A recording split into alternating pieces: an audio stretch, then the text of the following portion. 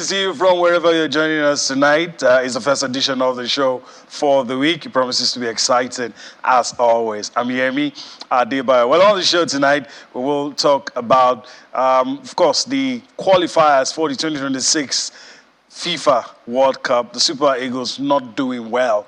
I think everybody agrees on that. We'll also talk about the domestic league. We'll talk about the ladies on the show tonight. Players have been invited for the Falcons, and of course we'll also talk about the Falconets going to the final round of qualifiers. So that's the outlook of the show tonight. It's a two-man show. My colleague Austin Okonakwan is suited and ready, and of course we will be discussing, analyzing, and dissecting all the issues together. What greetings to you, Yemi, and of course everyone joining us on the show tonight. I'm turbocharged for this one because it's an action-packed world of sports, and Yemi, so much going on. Right here in the United Kingdom, it's quite slow with the league because of the international break, but we'll start talking about the league very soon. We celebrated the football for good day in London. It was also a good one, once again highlighting the power of sports to transform lives. You talked about the 2026 FIFA World Cup qualifiers. I really do not know what the Super Eagles want. Like, now it's in a very difficult, situation for them. And the only thing I can say, I've been speaking to some of them that are my friends on the team. I say, you've put yourself in this situation, you need to get yourself out of it. I don't know how they're going to do that because right now it's so tough after 2 matches, just 2 points in that group, a group that I expect them to be bossing.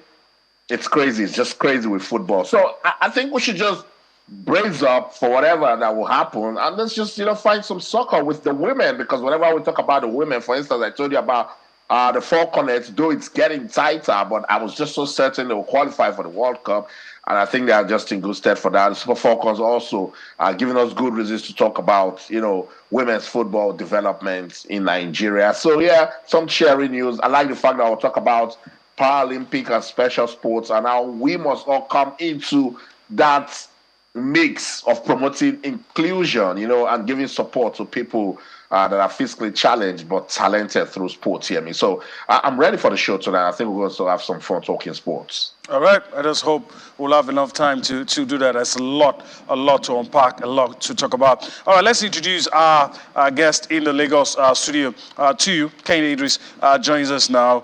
Kehinde Idris, we had to just keep mute and not get caught off guard, because even before the show started, we were talking about all of this. So first, thanks for joining us this lovely Tuesday evening. I welcome you to the show. I don't know where to start, but what's been the high point of your week? It's good to be here. Always looking forward to Tuesday, except my hands are super tight. Also, in swing, Austin right there. Good evening. I think the highlight for, maybe I'll say reporters, because I got to find out, especially Monday morning, doing a survey of asking people, moving from one part of Lagos to the other. And I discovered that 2 sets of people. Some don't care if the Super Eagles are playing right now. Those who got to hear don't care about watching. Some did not even hear. At a point, it was graveyard silence when the Super Eagles are playing or when the national team is playing. That is how well everybody looks for a place to just watch the game. Some persons, you can't get buses to move around when the Super Eagles are, because even the drivers want to be at a place. Yemi, look at what Senegal is doing. Look how Morocco is doing. Just recently, I'm not going to allow you to get started, because we're going to get to that later on. Because if we start with that, we're not going to get to where we're going. Austin talked about the football for good celebration, and of course it happened right there in the UK. He was there, he covered it, he talked about how it is good, celebrating the power of football, power of sports, and what it brings to all of that. So let's listen to that and take some reactions. We'll come and talk about that initiative that has been described as a pivotal platform to empower the youths and make them useful members of the society. Let's take a quick reaction. We'll come back. And of course, the man who is at the center of everything will elaborate for us the impact in the Commonwealth states. The Commonwealth heads of government declared 2023 a year to dedicate youth-led action for inclusive and sustainable development. They've identified football as one of the tools to achieve that goal.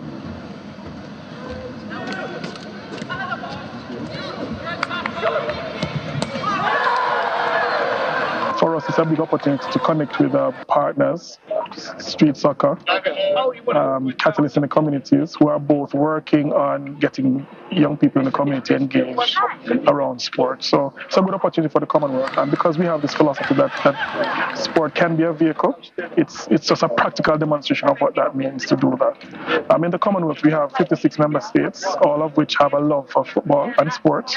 And what we are doing is encouraging them now to use sports as a means where they can connect with the young people.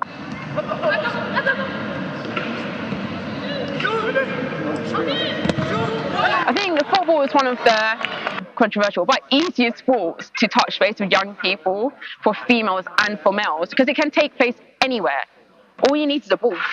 Literally, it's all you need. You don't need the gear, you don't need the footwear, you don't need the kit. All you need is a ball and a space. And that can be any space, any area, any sort of like environment at all. It can be in a park, it can be in a field, it can be someone's back garden. So football is the easiest way to touch base with young people and take it across the globe.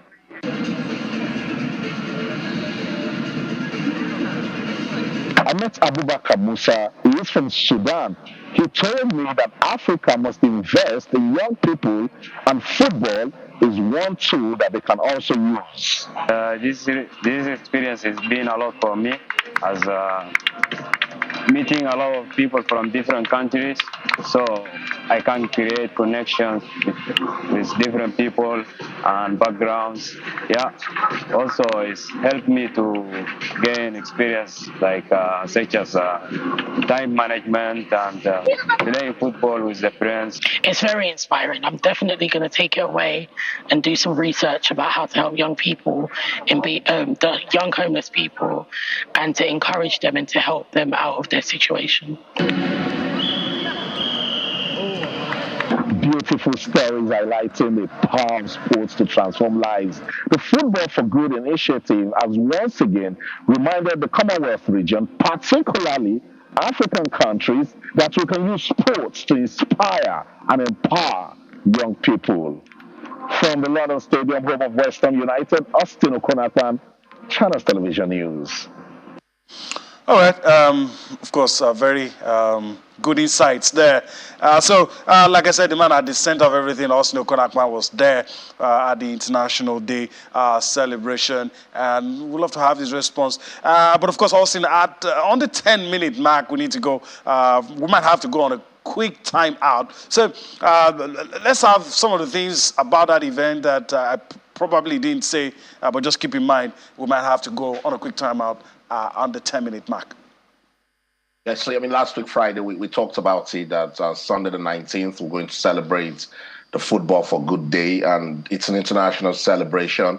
The Commonwealth, in partnership with Street Soccer Foundation, they thought about it that, look, this is very important. Go to vulnerable societies right here in the United Kingdom.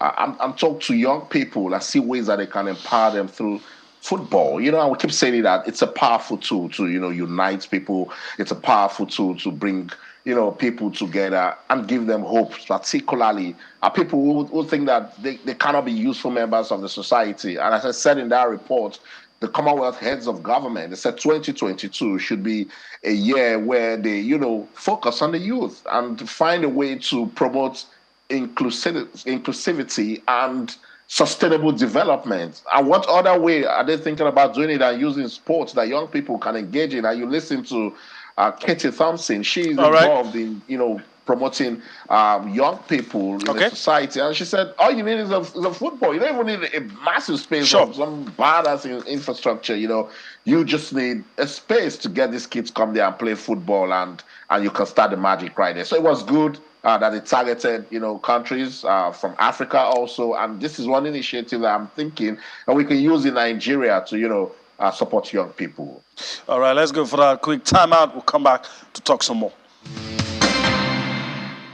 Welcome back. Of course, we have to move on fast with the things we're talking about. Kende Idris still with me in the Lagos studio. Also, let me come to you for a quick one on, of course, what has happened with the Paralympic movement. The African Paralympic Committee has made the first lady its grand patron. And, of course, that is really heartwarming. It is, I mean, it's still part of what we're talking about, promoting inclusion. And that's what we've always been saying. Channel Sports, we promote special sports, and the African Parasport, they just thought about it that, look, what other place can we go in Africa other than the powerhouse itself? Nigeria has been dominating Parasport. And for the president of the African Paralympic Committee, Samson Dean, paying a courtesy visit to Nigeria's First Lady, Senator Oluremi Tinubu, it's a good way of passing a strong message. He said, use your influence. Talk to other First Ladies. Talk to women who are influential in the society. Let them come and support para sports. Let them be part of this movement so that we can support persons, that have conditions that they think that it can just let them down, but forgetting that they have sports right there to do the magic. Like in Nigeria, we've always been saying support, because each time our para-athletes represent the country, I mean, they make us proud. So good one for the Paralympic African Association going to the First Lady of Nigeria to say, use your influence, support us, and get more persons to also support us. Let's listen to some of the talking points that came out of that visit to Asura. Okay, we might get to see that even as we move on the show. Okay, all right, let's listen in and come back when we're done. The presence of these dedicated officials here today reminds us of the incredible power of sports to inspire, unite, and transform lives.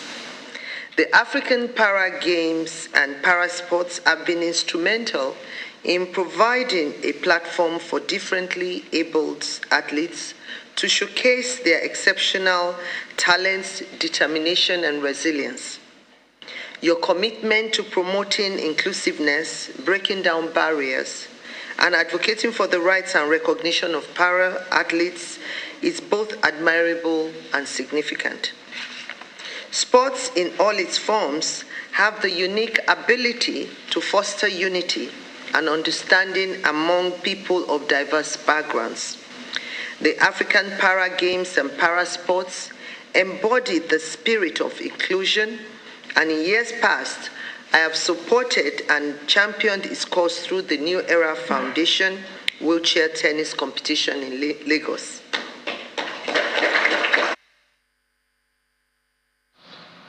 All right.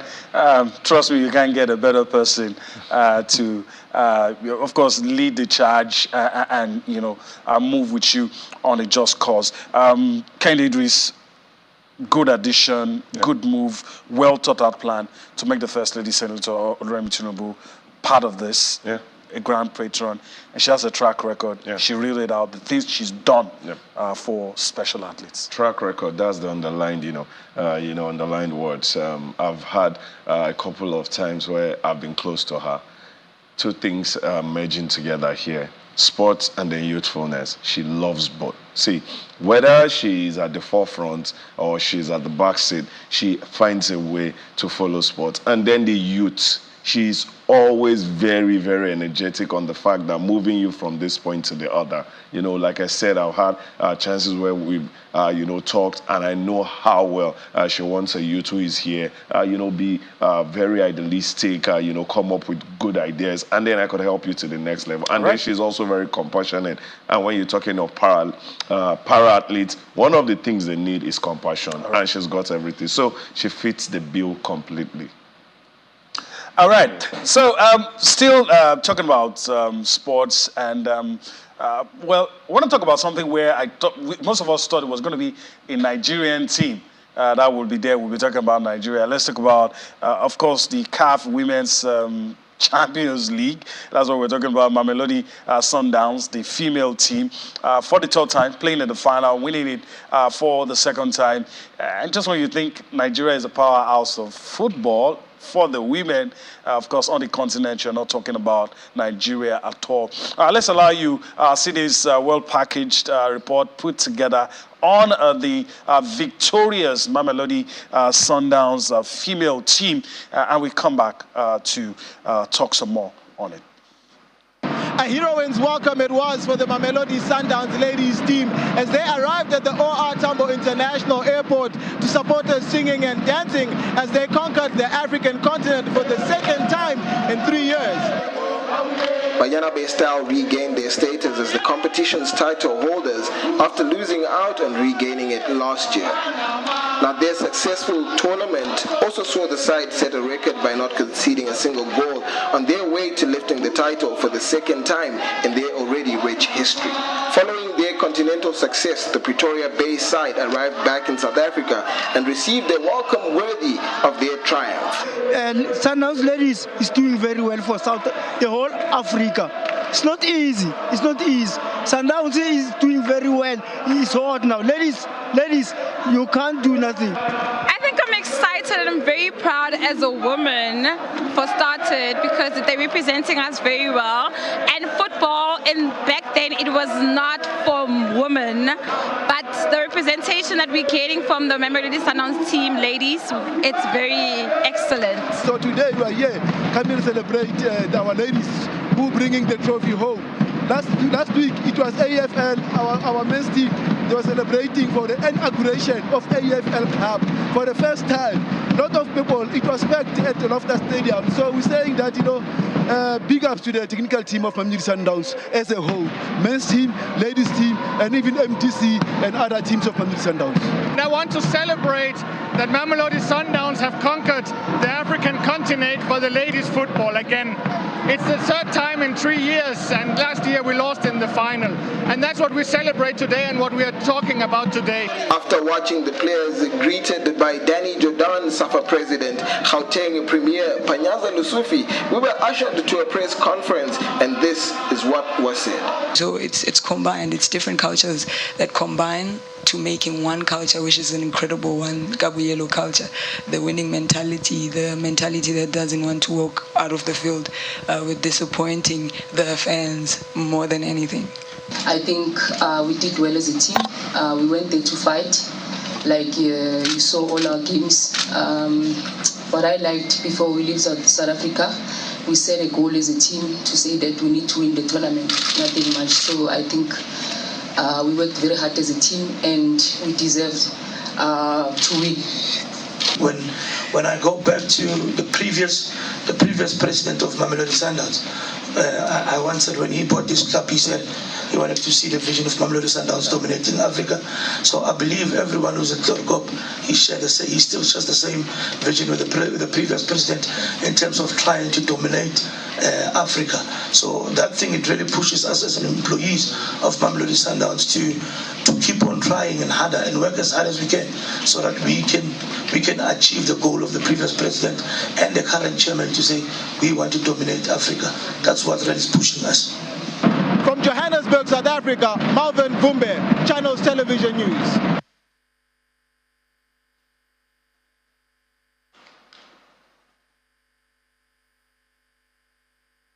All right. Channels TV South Africa correspondent Malvin Vume speaking there, talking about, of course, the women from the Mamelodi Sundowns team. We need to go on a break, but let's quickly let you know that when we return from that break on our DSTV platform, you will be seeing in the program Inside Niger Delta. On all our other platforms, Sports Tonight will continue, and we will be talking about all the issues happening in the fast-paced, money-spinning, and entertaining world of sports. We need to go for that break right about now, and we come back for more Sports Tonight.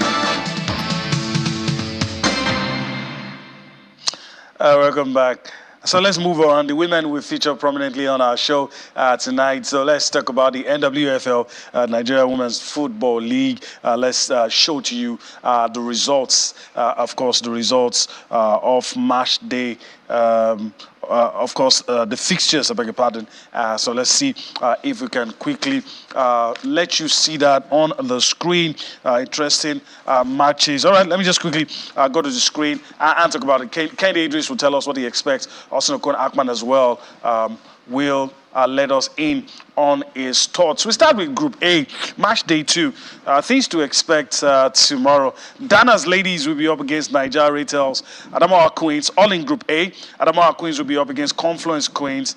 Royal Queens will be up against Abia Angels. Nazara Amazons will be up against Abia Queens. All of these matches to be played in Group A. Then we go to Group B. FC Robo Queens will be up against Sunshine Queens. Bioso Queens will be up against Ekiti Queens. Delta Queens up against Remo Stars Ladies. Rivers Angels up against Edo Queens. All right. Apart from Remo Stars Ladies, every team here, they're Queens. All right. That's a good one. Kane Idris, quick one before we go back to Austin. Yeah. What are you expecting? Is there any big pick for you? Is there any fixture? I've got 2 picks. Okay. Group A, it will be Danas versus Niger Rattles.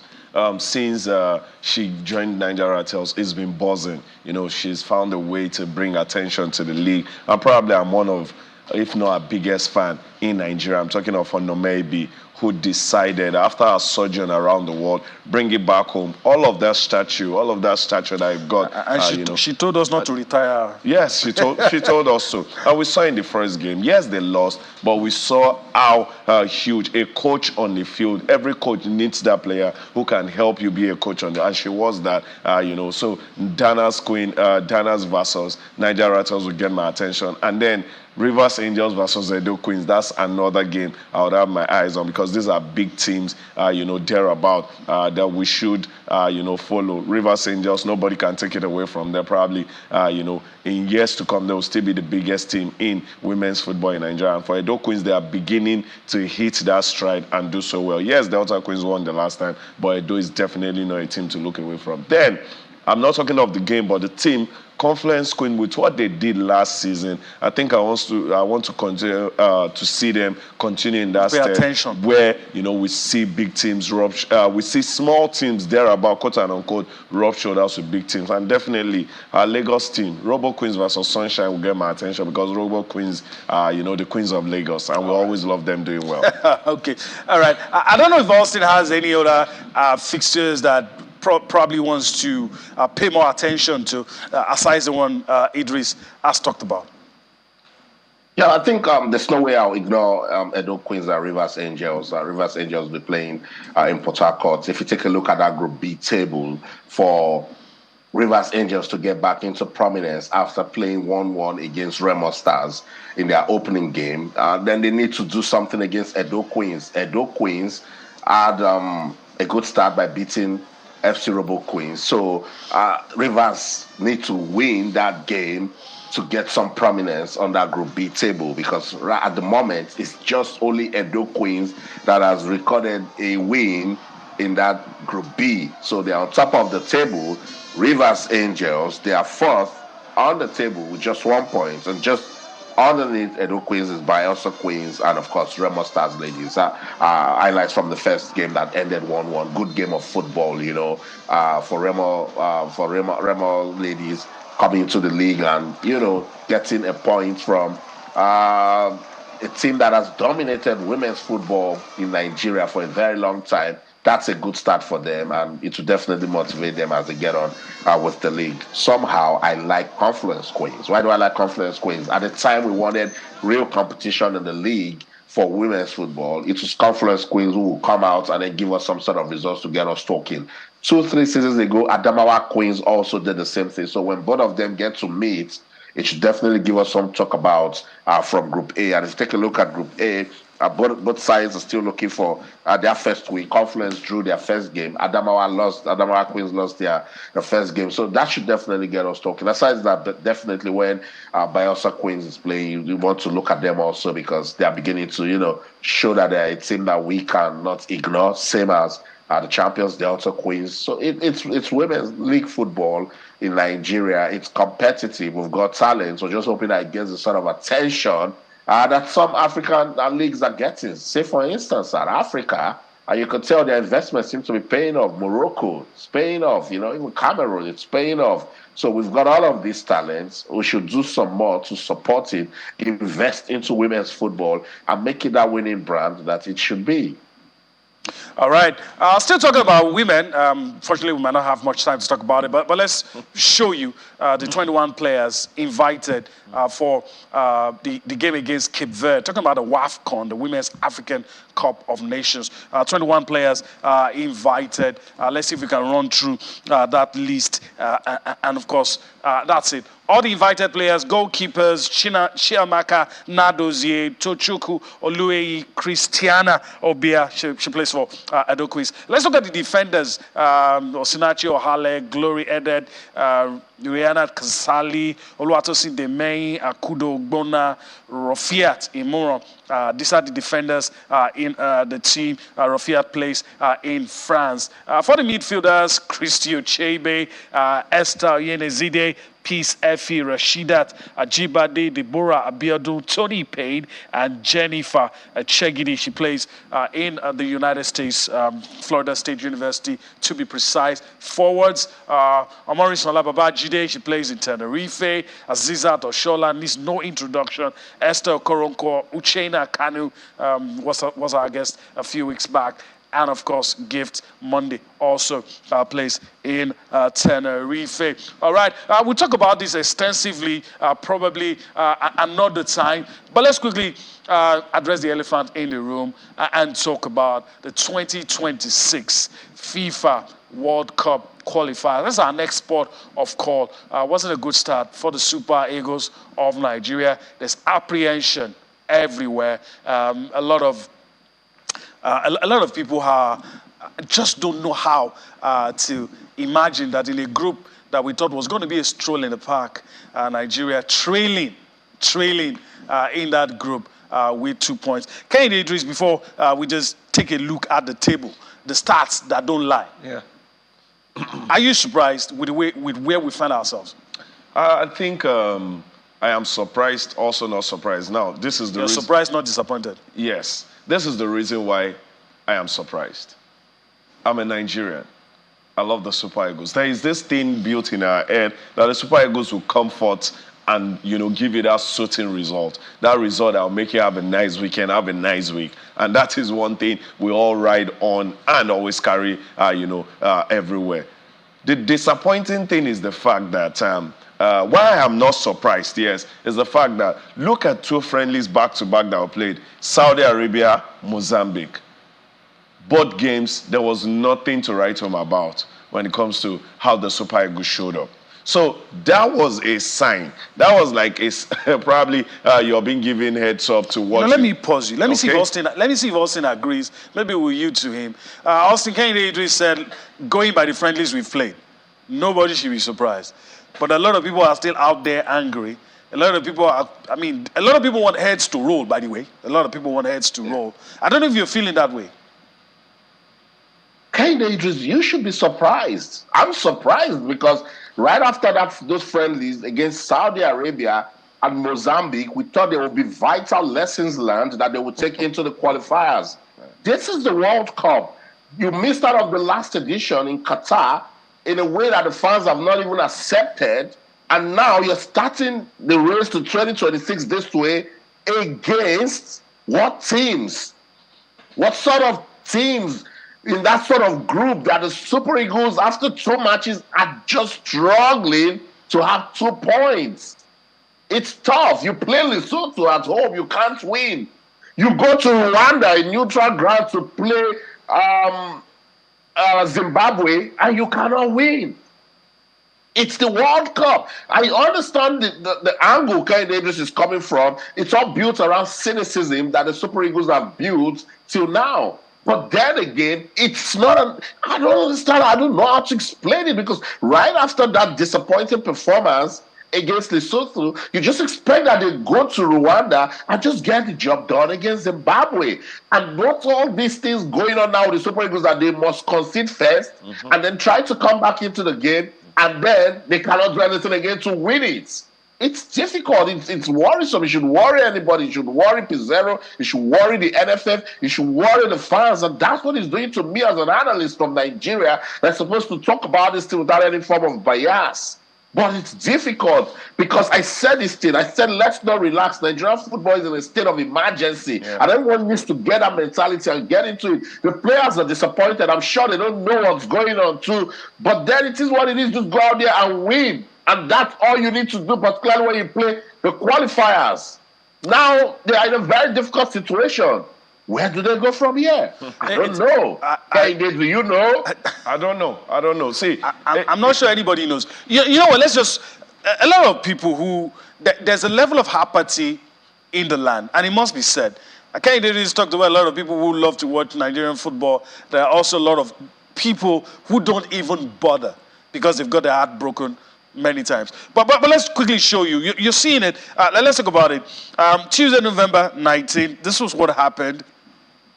Lesotho, of course, had a goalless draw with Benin, Benin Republic. Rwanda defeated South Africa 2-0. And this was what happened. And this was the result that changed a lot of things, changed the complexion of everything. On Sunday, November 19, this matches have actually happened today. Sunday, November 19, was when the Super Eagles played a 1-1 draw with Zimbabwe. A lot of people are yet to recover. But this is where I have a problem with. Now you are in a group you expect to win, and some people are celebrating the fact that Rwanda has blown the group wide open. Yeah, because it gives us, room to come in.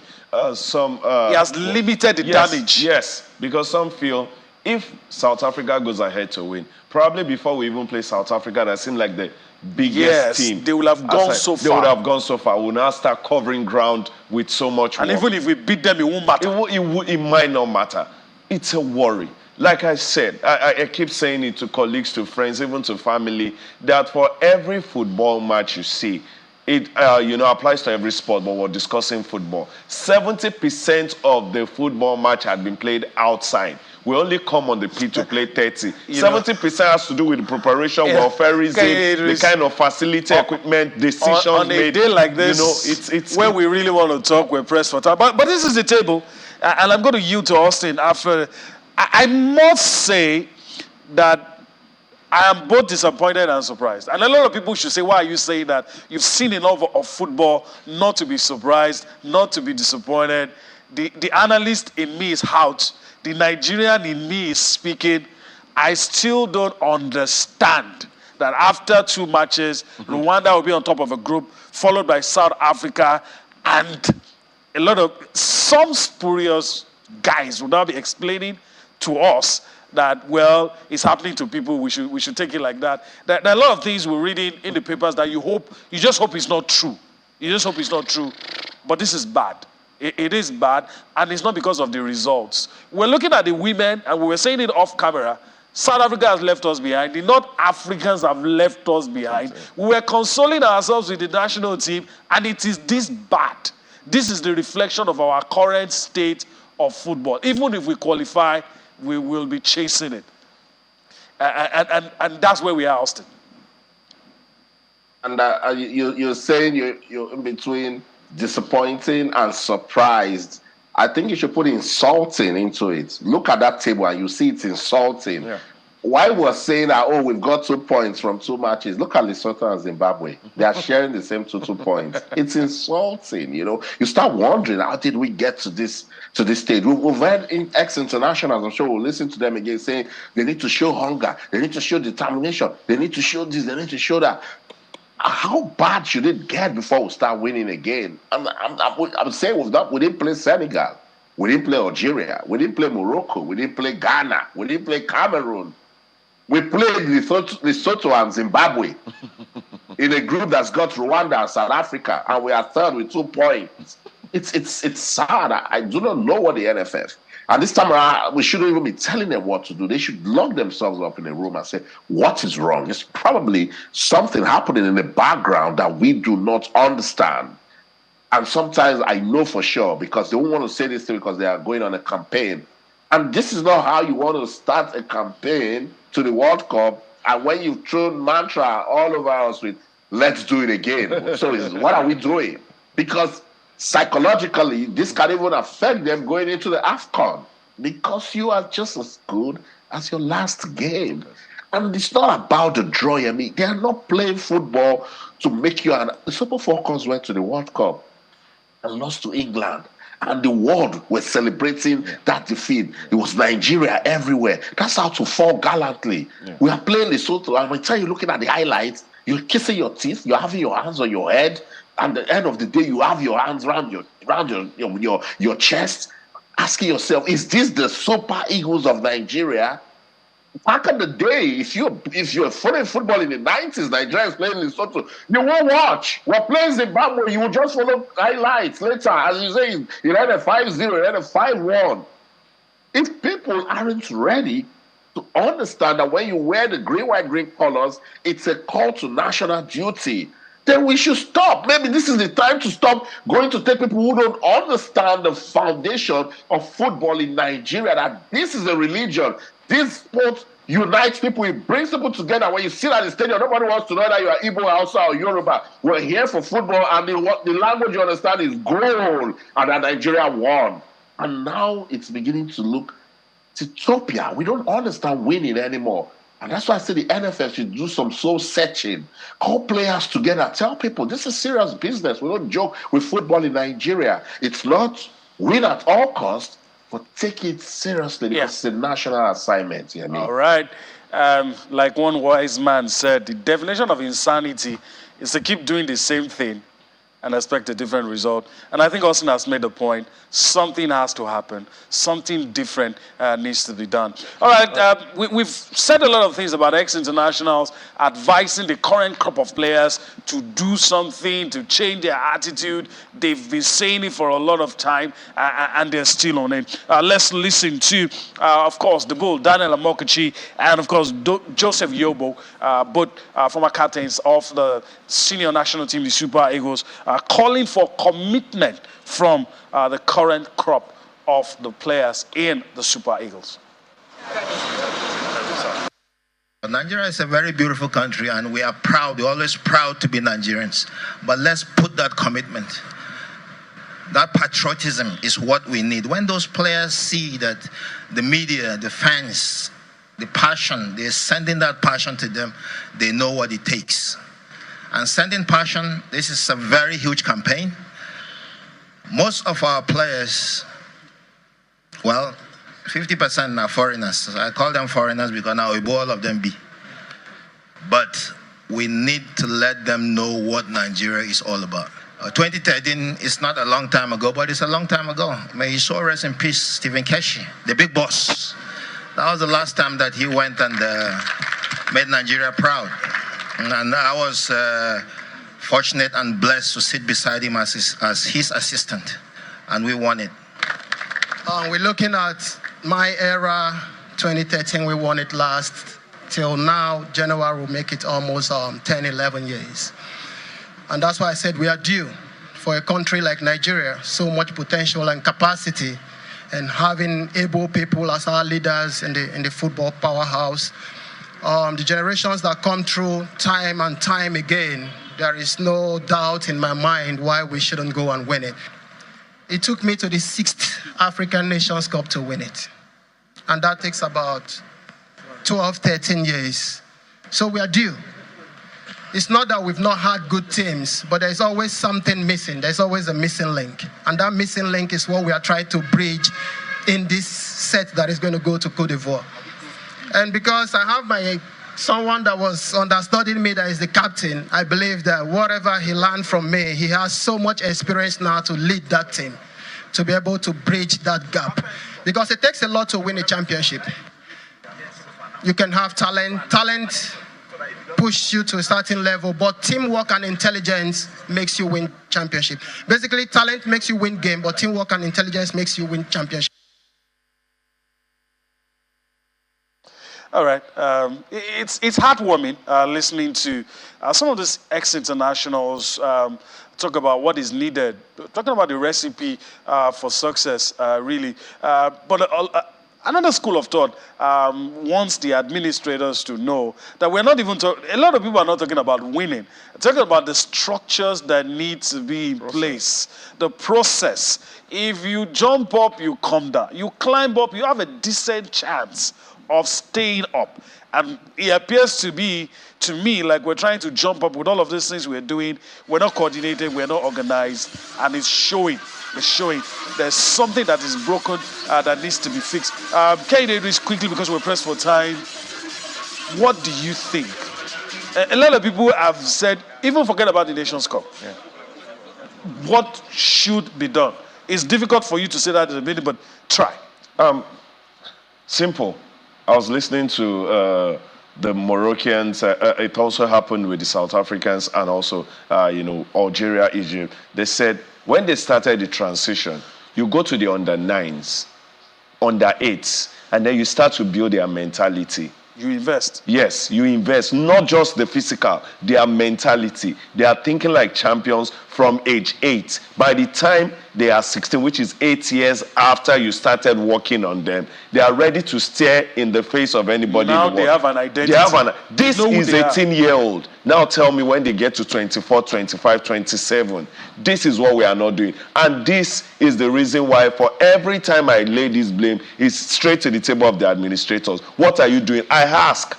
Every footballer will wake every day, go for his trainings, prepare for games. The administrators, what do you do to help Nigerian football get to the next level every day? All right. Also, I don't know. I know we're pressed for time. We're about to go. I don't know if we're going to listen to some of the other things, but also, give us your 2 cents. Is it just that passion is lacking, or that there are other things that needs to be done? Look, you can't say we don't have good players. It's difficult for anybody to say that. It's very difficult. Yeah. But is it just passion? It's beyond passion, but it's more of passion, dedication, commitment, and having a sense of responsibility that you're not just getting on that field as Alex Iwobi or as Semi Ajayi or Francis Uzor. You're getting on that pitch as a Nigerian representing other Nigerians that love football. Particularly when you check the states of our football. I think Daniel Amokachi re-echoed some of the things I talked about. I questioned the hunger in the team, and he said the same thing. And then again, we're not looking inwards. You cannot ignore building from the bottom to the top. You cannot. And he mentioned, God bless his soul, the last time we won it, the man that did it, the big boss, late Stephen Keshi. I remember when he had 7 home-based players in that team that went to South Africa. Everybody was like, how is he going to do that? That was the time when about Godfrey Obuabona, Kenneth Omeru, I think Juwan Oshanua, a lot of Sunday Mba, home, he just picked those guys because he believed at the time that these guys have quality. And it was a mix of the guys who were playing in Europe and the guys who were playing back home. And it took the Niger spirit and they went down there and they did impossible. And that was the last one won in 2013. I think that's what we should be doing again. The NFF must find a way to start building inwards, invest. It's tough. Unfortunately, we don't have time to talk about this more because it's actually tiring. But we must do something. But as it is, we're in a very difficult situation to qualify for the World Cup in 2026. That's for sure.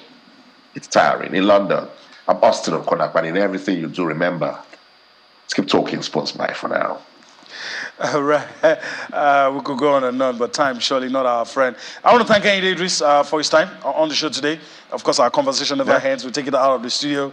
Thank you for gracing us with your presence. We'll do this again some other time. Of course we will do it. It's always lovely being here. All right, that's the show today. We do hope you have enjoyed everything. We'll be back here again tomorrow to take you on a trip across the money-spinning world of sports. I'm Yemi Adebayo. Bye-bye now.